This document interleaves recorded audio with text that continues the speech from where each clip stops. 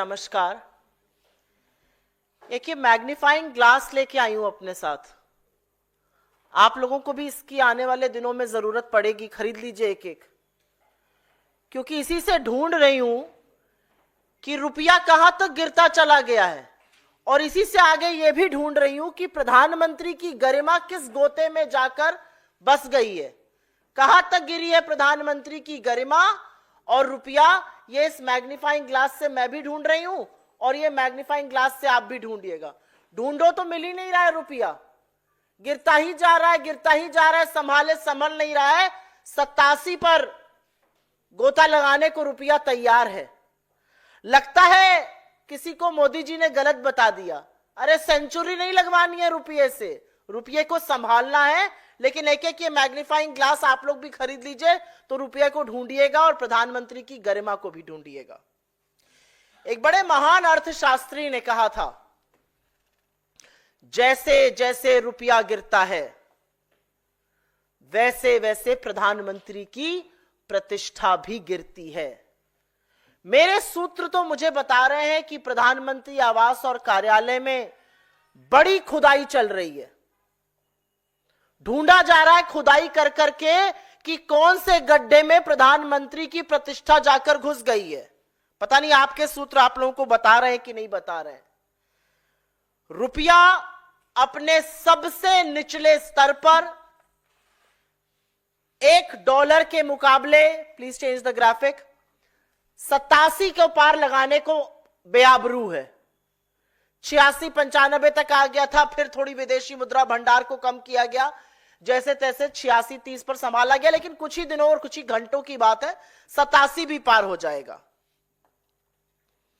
और यहां पर इसलिए यह बात बतानी जरूरी है क्योंकि जब नरेंद्र मोदी इस देश के प्रधानमंत्री बने मई 2014 में, तब उनको हमने रुपया 58 पे दिया था। चौथा ग्राफिक लगाइए। $1 के मुकाबले मई 2014 में रुपया 58 था।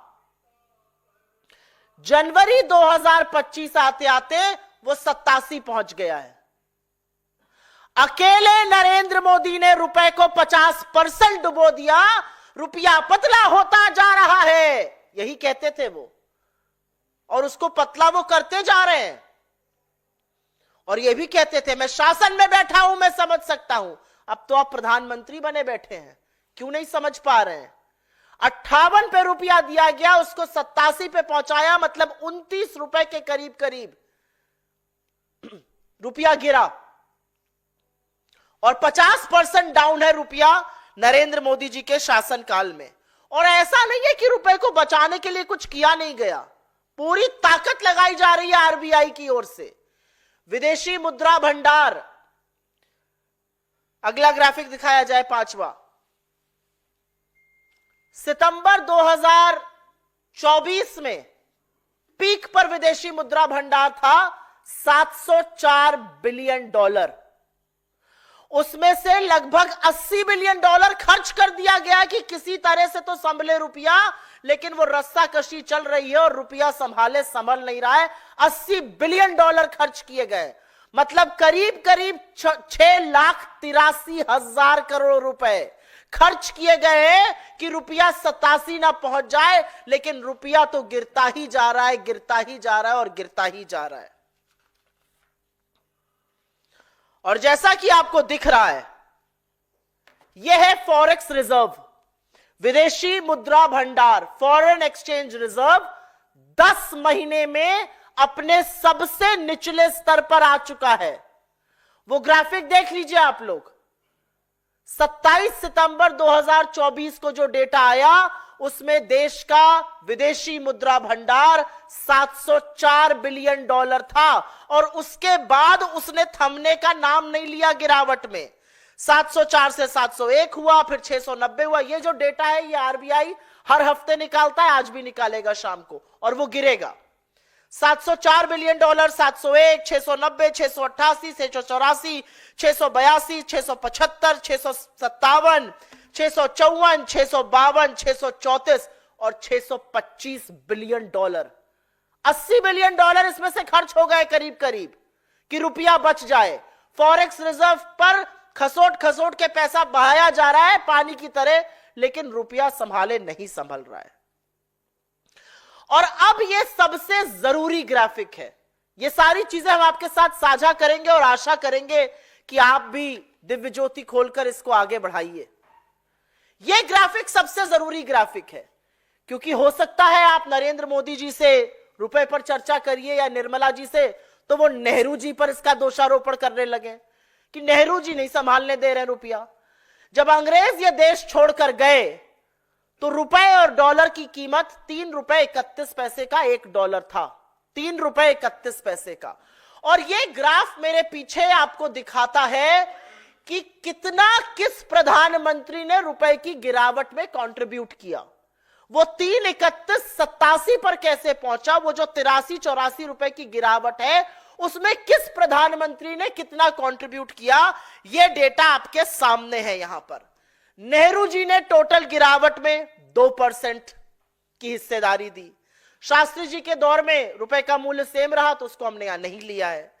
इंदिरा जी जब पहली बार प्रधानमंत्री बनी 67 से 77 के बीच में, 67 से 77, तो रुपए में जो पूरा कंट्रीब्यूशन उनका रुपए की गिरावट में था वो 5% का था। इंदिरा जी के दूसरे शासनकाल में उन्होंने फिर से 5% की हिस्सेदारी निभाई रुपए की गिरावट में। वीपी सिंह जी, विश्वनाथ प्रताप सिंह जी के इससे पहले राजीव जी के कार्यकाल में 6% की हिस्सेदारी निभाई उन्होंने गिरावट में। विश्वनाथ प्रताप सिंह जी ने भी 6% की हिस्सेदारी निभाई। जो रुपया गिरा 3.31 से 87, उसमें किसकी कितनी भागीदारी थी वो आपको बताने का प्रयास कर रहे हैं।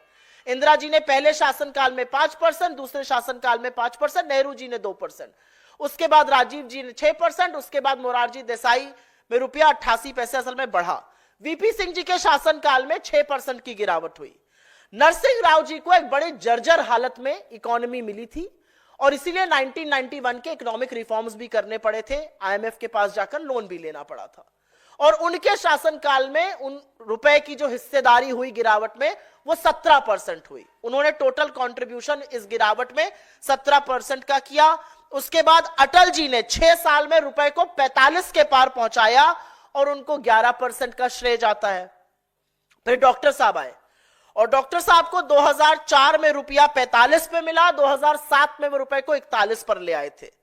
2008 की global financial crisis, economic depression के बावजूद हमारी करेंसी गिरकर सिर्फ 48 तक गई थी। लेकिन 2012 में जब टेपर टैंट्रम हुआ, जब फेडरल रिजर्व जो उनका आरबीआई समझ लीजिए सेंट्रल बैंक है अमेरिका का, और उसने बॉन्ड्स को टेपर करने की बात करी, वो बहुत बड़ी एक आर्थिक खबर थी और उससे इमर्जिंग मार्केट की करेंसी खूब गिरी। और यह सच है कि हमारा रुपया भी गिरकर 62 के आसपास, 62 नहीं 69 के आसपास पहुंच गया। लेकिन 4 महीने के अंदर 69 से खींचकर हम रुपए को वापस 58 पर लेकर आए। जीडीपी ग्रोथ 5.1% हो गई थी, उसको 6.9% पे लाए। 2% लगभग जीडीपी बढ़ाया कुछ ही महीनों में, जो नरेंद्र मोदी सपने में भी नहीं कर सकते हैं। $35 बिलियन का विदेशी निवेश भी लेकर आए और हमने नरेंद्र मोदी जी को रुपया 58 रुपए 46 पैसे पर सौंपा था 26 मई 2014 को। तो टोटल गिरावट में डॉक्टर साहब का कंट्रीब्यूशन 16% से थोड़ा ज्यादा, चलिए आप 17 कह लीजिए, उतना था। लेकिन यहां होती है असल कहानी शुरू, क्योंकि दुनिया के महान अर्थशास्त्री, हर चीज के विशेषज्ञ और तूफानी स्पेशलिस्ट नरेंद्र मोदी जी की एंट्री होती है। और उन्होंने टोटल गिरावट में अभी तक 34% का कंट्रीब्यूशन किया है। टोटल गिरावट में 34% का कंट्रीब्यूशन, और अपने कार्यकाल में रुपए को 50% से ज्यादा गिरा दिया नरेंद्र मोदी जी ने।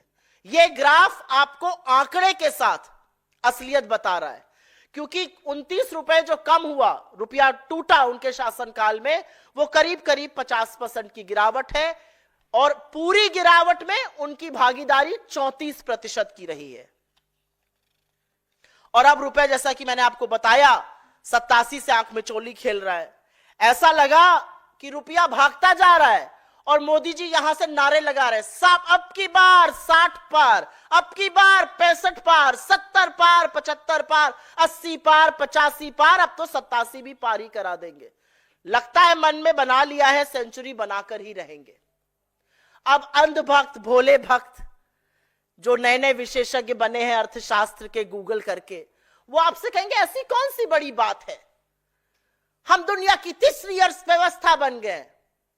उन भक्तों को समझाइए कि टूटते हुए रुपए का मतलब है कि आपका जो आयात है उसका दाम बढ़ रहा है। Your imports are becoming expensive. आप सबसे ज्यादा इंपोर्ट कच्चा तेल करते हैं, कच्चे तेल को इंपोर्ट करने का आपका दाम बढ़ता है। जितना दाम वहां बढ़ेगा उतनी आपकी घरेलू महंगाई बढ़ेगी। जैसे जैसा तेल का दाम, पेट्रोल डीजल का दाम बढ़ेगा, सब्जी, फल, अंडा, दूध, हर चीज का दाम बढ़ता है। डायरेक्ट लिंक रुपए का कमजोर होने का आयात से है। ज्यादा महंगा आयात मतलब ज्यादा महंगी चीजें, ज्यादा महंगी चीजें मतलब आरबीआई महंगाई को कंट्रोल करने के लिए ब्याज दर को बढ़ाएगा। ज्यादा बड़ी ब्याज दरों का मतलब है कि आपकी ईएमआई बढ़ेगी। अगर घर का लोन लिया है, ऑटो का लोन लिया है, एजुकेशन लोन लिया है, तमाम चीजों की किस्तें और ज्यादा हो जाएंगी। विदेश जाने का मन हुआ तो वो ज्यादा एक्सपेंसिव हो जाएगा, विदेश में पढ़ने का मन हुआ तो वो और भी एक्सपेंसिव हो जाएगा। जब हम रुपए की बात करते थे तो सामने से बीजेपी के जो एक से एक धुरंधर अर्थशास्त्री हैं, तूफानी स्पेशलिस्ट, अरे हमें डॉलर से मतलब ही नहीं है, हम बाकी करेंसी में ट्रेड कर रहे हैं। मान्यवर, हिंदुस्तान का टोटल विदेशी ट्रेड का 86%, 86% डॉलर में होता है। और मोदी मित्र ट्रंप प्रेसिडेंट बनते ही उन्होंने क्या कहा, चेतावनी दे डाली कि ब्रिक्स के Nations, Brazil, Russia, India, China, south Africa के नेशन अगर किसी और करेंसी में डॉलर के अलावा ट्रेड करेंगे तो उन पर मैं 100% टैरिफ लगाऊंगा। अब पता जी मोदी जी का मूड ठीक हुआ है कि नहीं, बुलाए नहीं गए थे, पता नहीं थोड़े उभरे हैं उस शौक से कि नहीं उभरे हैं। लेकिन अगर शौक से उभरेंगे, टूटा दिल जुड़ेगा तो देखेंगे कि मित्र ने तो चेतावनी दे डाली है, तो डॉलर में आपको ट्रेड करना पड़ेगा और डॉलर के मुकाबले रुपए को आप कंट्रोल नहीं कर पा रहे हैं। तो इस मंच से हमारे कुछ सवाल हैं। क्या मोदी सरकार को रत्ती भर फर्क भी पड़ता है कि रुपए के साथ क्या हो रहा है? क्या कोई रणनीति बनी है इस रुपए को मजबूत करने, मुद्रा भंडार को झोंका जाएगा रुपए को बचाने के लिए? क्या मोदी सरकार को जरा सी भी यह परवाह है कि गिरते रुपए का सीधा संबंध महंगाई से है? मध्यम वर्ग, निम्न मध्यम वर्ग, गरीबों की कमर तोड़ रही है महंगाई। क्या उनको इसका जरा सा भी इल्म है और लोगों को महंगाई से राहत देने के लिए वो क्या कर रहे हैं? ये 4 सिंपल सवाल टूटते हुए रुपए पर हम पूछ रहे हैं। और इससे पहले कि मैं आपके सवालों का जवाब दूं, I will make a very brief statement in English. Right here before you is Narendra Modi trying to resurrect and control and rein in the fall of the Indian rupee. He's not being able to do that. This is a magnifying glass. And I have brought it because I have lost track of how deep and how steeply the rupee has fallen, and of course with that, the Prime Minister's dignity. This is the magnifying glass which will help us discover the rupee. Because it was Mr. Modi who said that along with the falling rupee, the Prime Minister's dignity and his office's grace also falls. I wonder what does he have to say? Because rupee is today staring at 87 to a dollar. He was handed over the rupee at 58 to a dollar when he became Prime Minister. Please go to the third graph. When he became Prime Minister in 2014. This is where the rupee is today, and this is last checked about an hour and a half back. But rupee has been dangerously close to 87. It looks like Mr. Modi has made up its mind for the rupee to hit a century. This is where the rupee was. It was at 58 to a dollar in 2014 when he became the Prime Minister. And under his nose, it has gone down to 87. Essentially, the rupee has fallen by 29 rupees to a dollar, which is a fall of 50% in the last 10 years. And it is not as if the government hasn't done much to rein in the rupee. The RBI has done a lot actually. The RBI has spent close to $80 billion since September 2024 to rein in the rupee. $80 billion converts to 6,83,000 crore rupees, and still the rupee's free fall continues unabated. I want to show you where our forex reserves are. Our forex reserves today are at a 10-month low. On the 27th of September, and this is a figure the RBI reports every week, on the 27th of September, it was at $704 billion. The last reported number for the 10th of January, which was reported on the 17th, is at $625 billion. This is how much from the steep highs of 704 it has fallen. And before Mr. Modi begins to blame Nehru, here is a pie chart that explains to you, that tells you the contribution of each of our prime ministers in the falling rupee. When the British left this country, the rupee was at 3 rupees 31 paisa to a dollar. The rupee has fallen by about 83, 84. If you take the contribution of each of these prime ministers to that 83, 84 rupee fall, this is how it stacks up. Jawaharlal Nehru, their pet punching bag, actually contributed only 2% to that fall. Indira Ji in her first tenure contributed 5%, and in her second tenure contributed 5%. Rajiv Ji contributed 6%. After him, VP Singh contributed 6%. Narasimha Rao got an extremely fragile, broken economy, and he was pushed to the walls to bring in the reforms of 1991. We had to go to the IMF. He contributed 17% to this fall. Atal Ji became the prime minister. Rupee hit the 45 rupee to a dollar mark. He contributed 11% to this fall.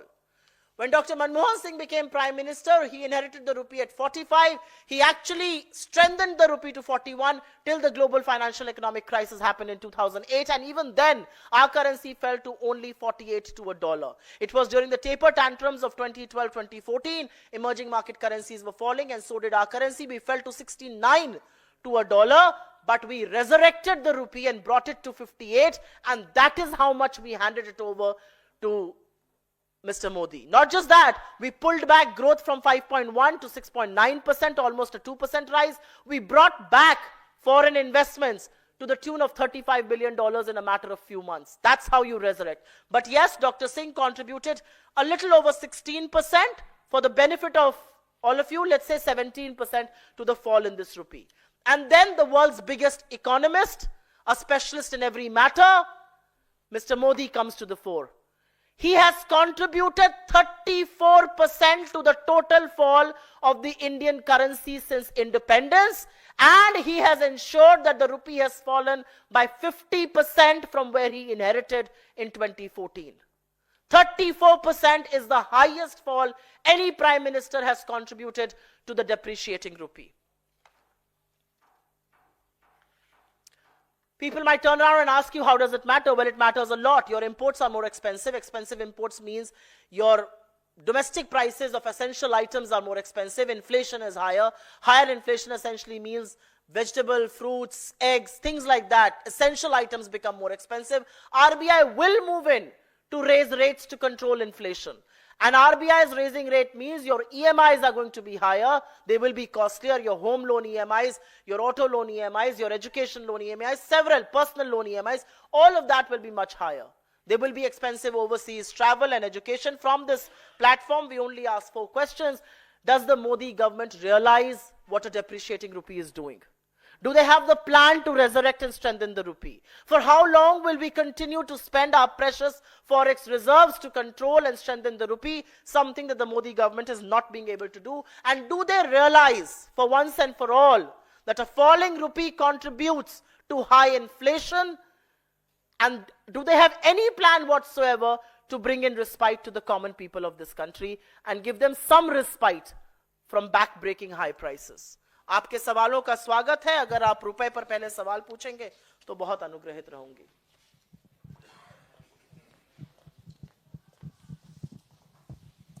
रुपए पे आपका जी.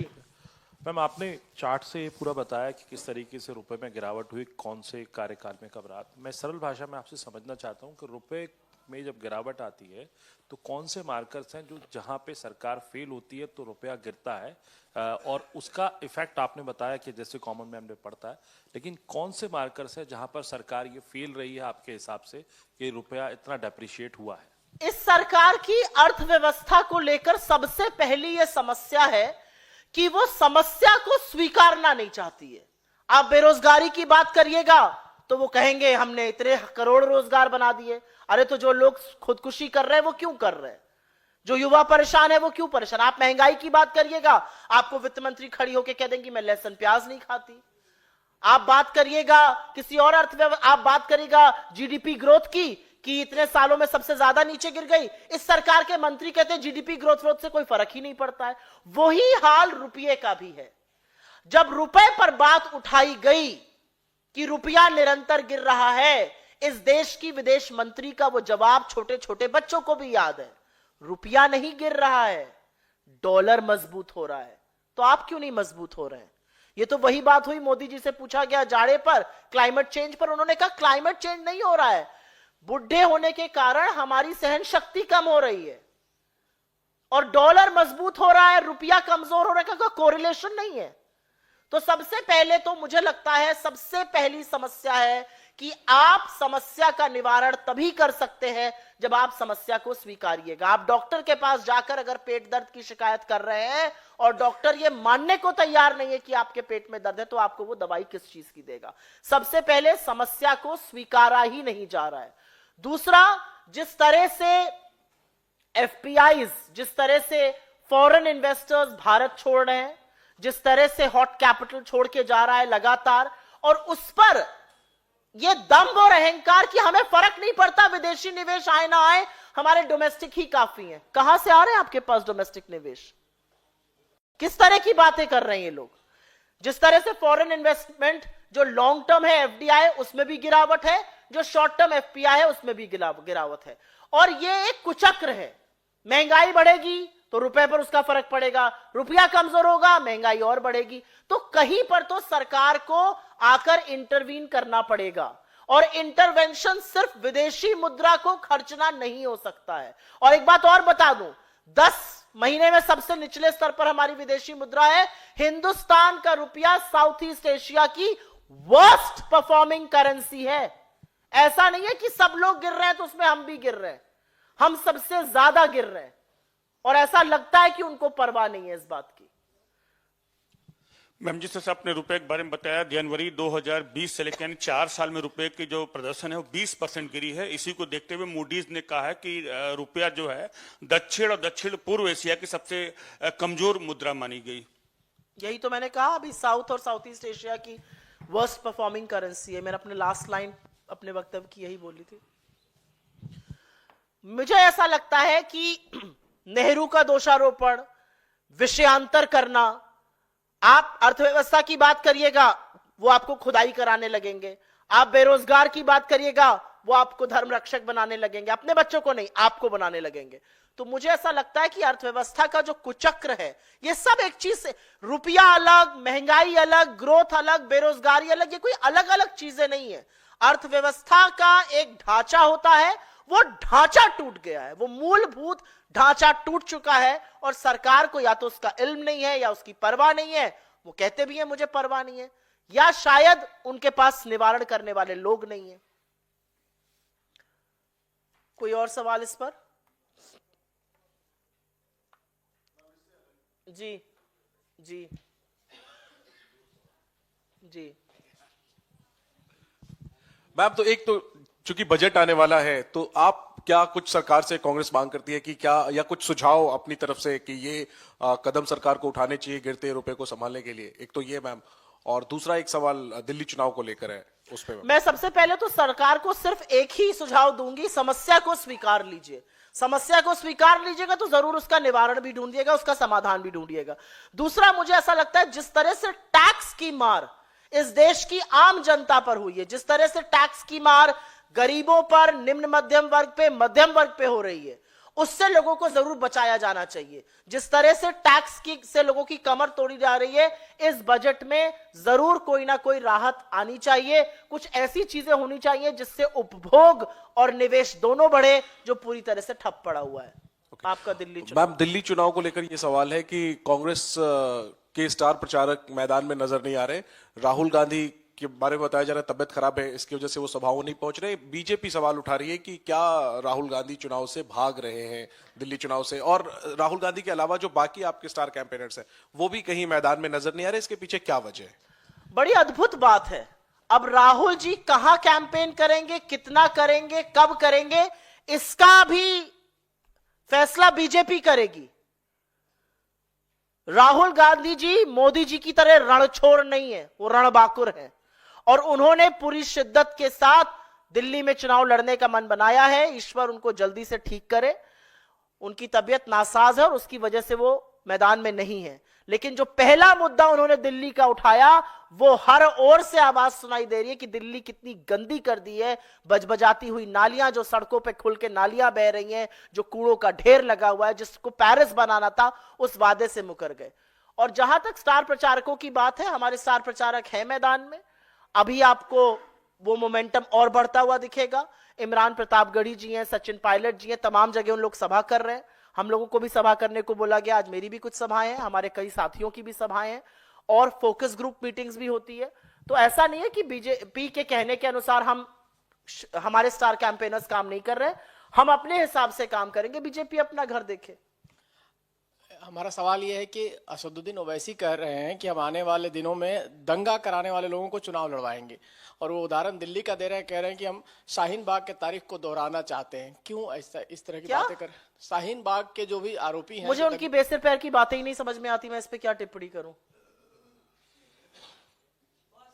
ये सब लोग, जब इस देश के एक समुदाय विशेष को गालियां दी जाती हैं, जब समुदाय विशेष के खिलाफ जहर उगला जाता है, जब दिल्ली में दंगे होते हैं, तो ना ये मान्यवर दिखते हैं जिनकी आप बात कर रहे हैं, और ना जो दिल्ली के पूर्व मुख्यमंत्री और अभी सबके हितैषी बने हुए वो दिखते हैं।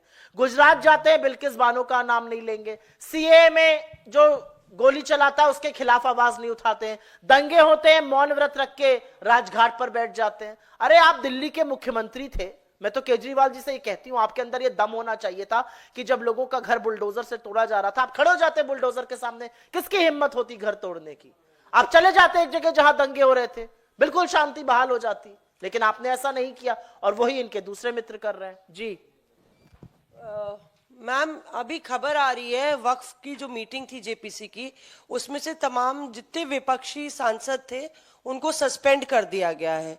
10 सांसदों को, नासिर हुसैन और तमाम जो कांग्रेस के सांसद हैं और बाकी विपक्षी दलों के। और जिस तरह से वो लोग ये बात रेज कर रहे हैं कि बुलडोज किया जा रहा है वक्फ की पूरी रिपोर्ट को, और एडहॉक मीटिंग्स बुलाई जा रही है, ऐसा है कि मैं इस पर प्रतिक्रिया बहुत लिमिटेड दूंगी, क्योंकि जो मेरी जानकारी है वो आपके माध्यम से आ रही है। आपका कहना है अगर कि उन लोगों को सस्पेंड किया गया, तो मैं सिर्फ ये कहूंगी कि ढकोसला ही क्यों करना था। आप संसद में भी जो आपके खिलाफ आवाज उठाता है उसको सस्पेंड कर देते हैं। एक साथ 150 सांसद सस्पेंड होते हैं क्योंकि वो आपसे सवाल पूछते हैं, और अब आप यही काम फोकस ग्रुप जो मीटिंग्स है उसमें भी कर रहे हैं। अगर मीटिंग्स में भी यही काम होगा तो सर्वदल की मीटिंग, उसकी कमेटी बनाने की क्या जरूरत है? फिर आप बुलडोज कर दीजिए, लेकिन आप वो कर नहीं पाएंगे क्योंकि आपके पास नंबर्स नहीं है। असलियत यह है, मेरा अपना मानना है कि सेंसिटिव मुद्दों पर, जरूरी मुद्दों पर एक आम सहमति इस देश में बननी चाहिए, और नरेंद्र मोदी आम सहमति बनाने के बड़े खिलाफ हैं। लेकिन जो लोग इन कमिटीज के, जो लोग इन ग्रुप्स के इंचार्ज हैं, उनको भी जानना पड़ेगा कि आपको भी इतिहास माफ नहीं करेगा। सर्वसम्मति से कोई फैसला लीजिए, आप दूसरों की सुनिए, अपनी राय रखिए, और उसके बाद एक कंसेंसस पर आइए। ऐसा कुछ क्यों नहीं हो सकता? आशा है ये कार्यक्रम आपको पसंद आया होगा। इस वीडियो को ज्यादा से ज्यादा शेयर करें, लाइक करें और कमेंट करके बताएं आपकी राय क्या है। और अगर आपने हमारा यूट्यूब चैनल अभी तक सब्सक्राइब नहीं किया है तो तुरंत इसको सब्सक्राइब कर लीजिए, और बेल आइकन भी दबा दीजिएगा ताकि अगली जब वीडियो अपलोड हो तो आपके पास इसका नोटिफिकेशन पहुंच सके। और अगर आपने हमारा